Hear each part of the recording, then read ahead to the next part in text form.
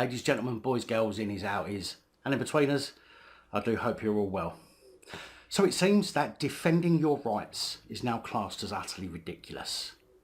Greater Manchester Police used this term to describe those people who have a sturdy backbone, those who attended the anti-lockdown protest in Manchester city centre on the 8th of November.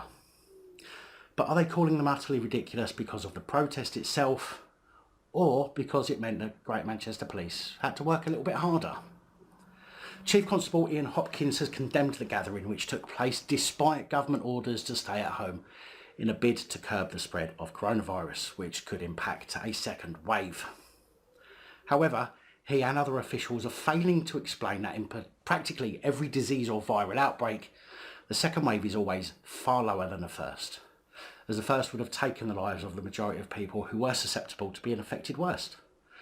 Of course, we don't want to hear of anyone dying, but the cruel nature of existence is that it has to end at some point, regardless to when we want it to happen. Chief Constable Ian Hopkins described the event as utterly ridiculous behaviour from the organisers and the protesters, deliberately breaking the law and putting our communities at risk. And this is coming from a man who's happy to allow his staff to do just the same. But of course, they're all in the same gang and will always defend their own actions while lambasting others for theirs. Senior police have promised the organiser will receive a £10,000 fine for the protest, which personally I'd suggest he or she appeals to court, especially as Article 5, 9, 10 and 12 of the Bill of Rights 1688 protects them from the actions taken. Assistant Chief Constable Mabs Hussain said officers tried to engage with the organisers and attendees, but their advice was ignored. 4 people were arrested on suspicion of public order offences, and police were said to have issued 24 fixed penalty notices of £200 each. Again, illegal fines. Assistant Chief Constable Hussain said there were more than 600 people in attendance at the peak of the gathering. Isn't it a shame more people aren't as worried about their rights as the 600 or so who did attend? Mabs then said, "I would like to use this opportunity to publicly condemn this gathering. Both the organisers and attendees were irresponsible, increasing demand on police who are also responding to calls regarding serious incidents and people who are in immediate danger across Greater Manchester." So it's condemnation against people who are simply exercising their rights. It doesn't matter whether a police constable, or in this case an assistant chief constable, doesn't like you exercising your rights and trying to make readers of the tabloids turn against you too.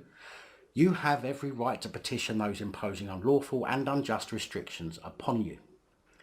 Assistant Chief Constable Mabs also decided to grass up a coach company for transporting attendees, showing just how low the police will stoop in a time when we need to be fighting harder for the protection of our rights.